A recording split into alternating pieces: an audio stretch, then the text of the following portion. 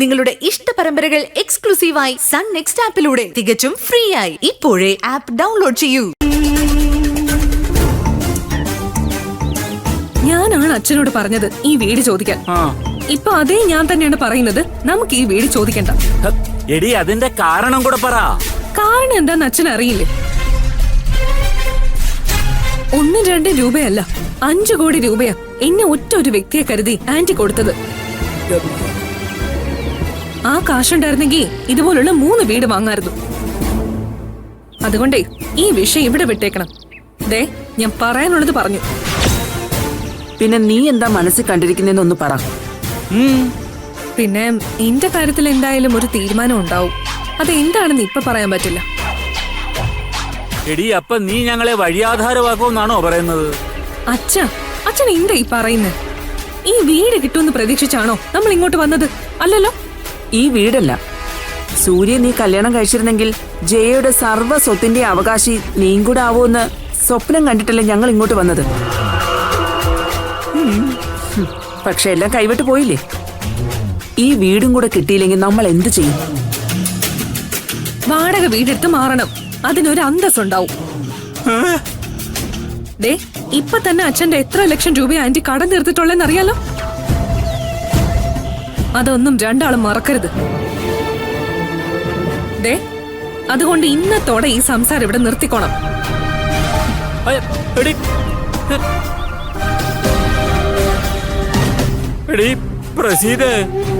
നമ്മുടെ മോള് കൈവിട്ടു പോയി. അതുകൊണ്ട് ഉടനെ മറ്റെന്തെങ്കിലും മാർഗം നമ്മൾ കണ്ടുപിടിക്കണം. എന്ത് മാർഗം?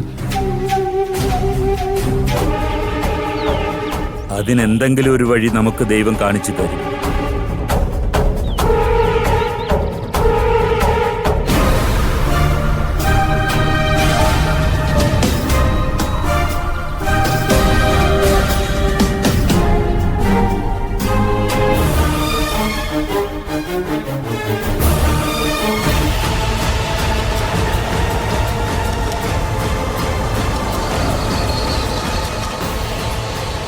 പിടിച്ച് കേട്ടടാ അവനെ.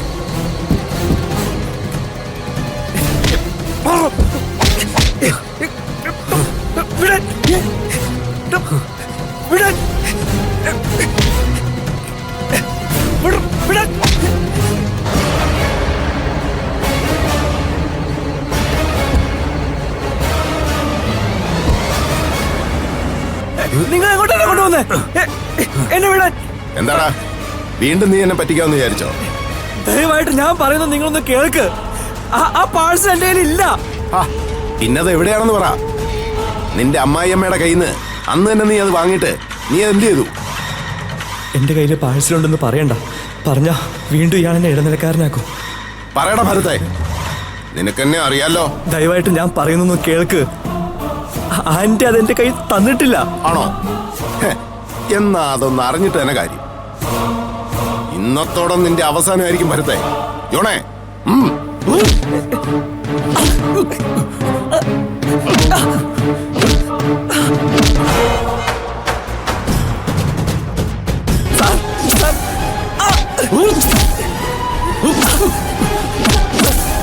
നിന്നെ കൊണ്ട് പറയിപ്പിക്കാൻ പറ്റുമെന്ന് ഞാനൊന്ന് നോക്കട്ടാ.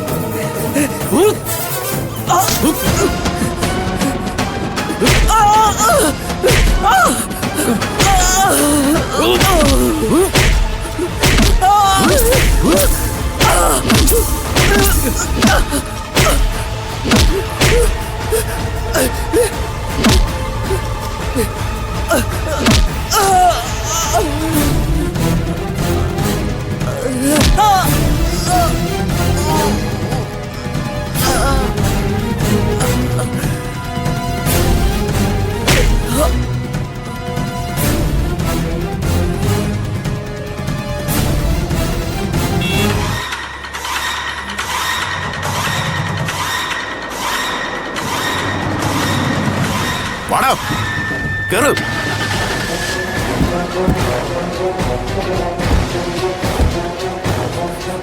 ഭരത്തെ ഭരത്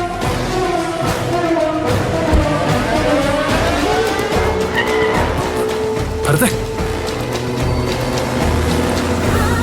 ഭരത്തെ എഴുന്നേക്ക്.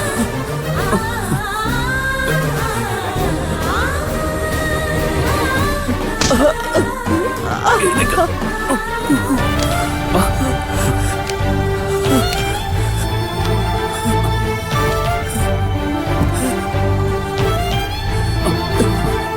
കേറ്.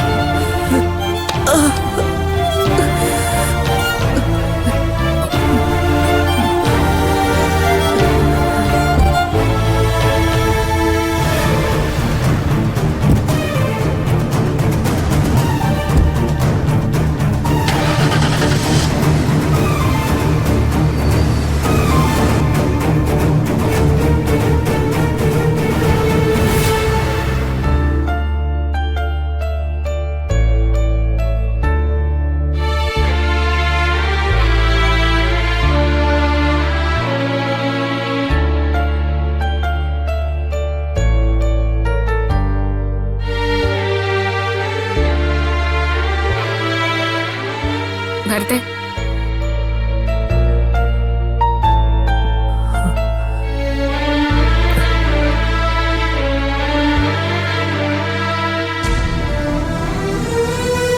ഇപ്പൊ എങ്ങനെയുണ്ട്? തലചുറ്റ് കുറവുണ്ടോ? കുറവുണ്ട്. ആരാ അവര്? ഭരത്തിനെ നേരത്തെ അറിയാവുന്നവരാണോ? അതേ ജി, ചെറിയൊരു വാക്ക് തർക്കത്തിന്റെ പുറത്തുണ്ടായതാ. എല്ലാം എന്റെ തെറ്റേച്ചി. ഇതൊക്കെ എനിക്ക് കിട്ടേണ്ടത് തന്നെയായിരുന്നു. ഭരത്തെ, നിനക്ക് ഇഷ്ടപ്പെട്ടാലും ഇഷ്ടപ്പെട്ടില്ലെങ്കിലും ഞാൻ പറയാനുള്ളത് പറയും. നിന്നെ ഈ ഒരു സ്റ്റേജ് വരെ കൊണ്ടെത്തിക്കാൻ വേണ്ടി എത്രമാത്രം യാതനകൾ ഭാവന അനുഭവിച്ചിട്ടുണ്ടെന്ന് അറിയോ? വർഷങ്ങളായി ഞാനിത് കാണുന്നുണ്ടായിരുന്നു. എത്രയോ എക്സ്ട്രാ ഡ്യൂട്ടി വരെ ചോദിച്ചു വാങ്ങി ഭാവന ചെയ്തിട്ടുണ്ട്, അതും സ്വന്തം കുടുംബത്തിന് വേണ്ടി. നിങ്ങൾക്കവിടെ 10% വേദനിക്കുമ്പോ ഭാവനയ്ക്ക് ഇവിടെ 100% വേദനിക്കും. കാരണം അവൾ അത്രമാത്രം സ്വന്തം കുടുംബത്തെ സ്നേഹിക്കുന്നുണ്ടായിരുന്നു. ഇപ്പൊ തന്നെ സൂര്യ വേണ്ടെന്ന് പറഞ്ഞിട്ടാ, അല്ലെങ്കിൽ ഞാൻ ഭാവനെ വിളിച്ച് പറഞ്ഞേനെ. പെട്ടെന്നൊരു ഷോക്ക് അവൾക്ക് കൊടുക്കണ്ടെന്ന് കരുതിയാ ഞാൻ വിളിക്കാത്തെ. അറിവില്ലായ്മ കൊണ്ടല്ല ചേച്ചി ഞാൻ ഓരോ തവണയും തെറ്റുകളിലേക്ക് പോയിക്കൊണ്ടിരുന്നത്. അത്യാഗ്രഹം കൊണ്ടാ. എവിടെയും എന്തിനും പണമാണ് വലുതെന്ന് ഞാൻ തെറ്റിദ്ധരിച്ചു. എന്നെ അങ്ങനെ പലരും വിശ്വസിപ്പിച്ചു. ഇപ്പോഴെങ്കിലും നിനക്കെല്ലാം മനസ്സിലായല്ലോ, അത് മതി. ആരിനി എത്രയൊക്കെ മഹത്തായ ബന്ധങ്ങളെ കുറിച്ച് പറഞ്ഞാലും രക്തബന്ധത്തെക്കാൾ പവിത്രമായ ഒരു ബന്ധവും നിലനിൽക്കില്ല ഭരത്. അപൂർവം ചില ബന്ധങ്ങൾ ഉണ്ടാവാം, പക്ഷെ അതിന് പരിമിതികളുണ്ടാവും. നീ ഇപ്പൊ ഒറ്റയ്ക്കല്ലാന്നുള്ള ചിന്ത കൂടി വേണം. നിന്നെ വിശ്വസിച്ച് കൂടെ ഇറങ്ങി വന്നൊരു പെൺകുട്ടി കൂടിയുണ്ട്. ആലോചിച്ച് തീരുമാനിക്ക്. കണ്ടോ ഭരത്,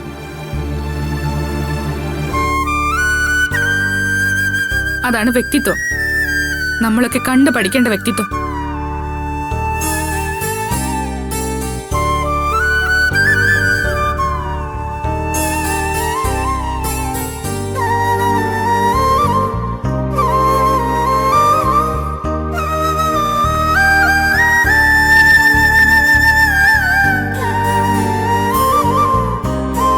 സൂര്യ, കുറച്ചുകൂടി കഴിഞ്ഞ പോവാം. ഭരത് എന്ത് പറയുന്നു? അവനിപ്പോ നല്ല കുറ്റബോധമുണ്ട്.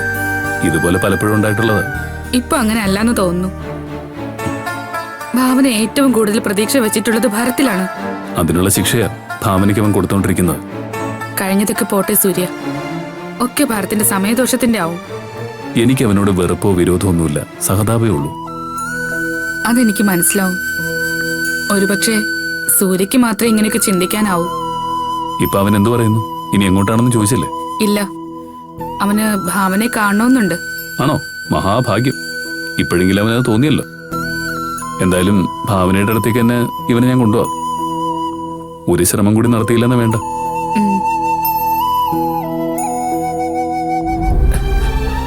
ഏട്ടാ,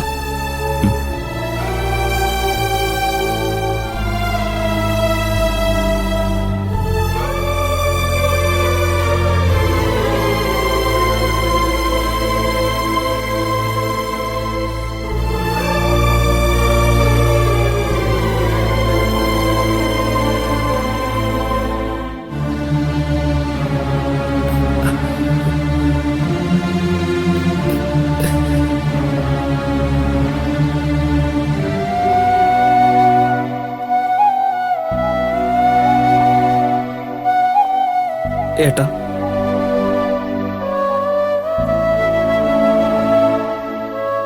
എന്നോട് ക്ഷമിക്കണം ഏട്ടാ. എല്ലാം എന്റെ തെറ്റാ. ഒരിക്കലും ആരും ക്ഷമിക്കാത്ത തെറ്റുകളാ ഞാൻ ചെയ്തിട്ടുള്ളത്. എന്റെ ഭാവനയെ വിഷമിപ്പിച്ചതിനുള്ള ശിക്ഷയാ ഞാനിപ്പോ അനുഭവിക്കുന്നത്.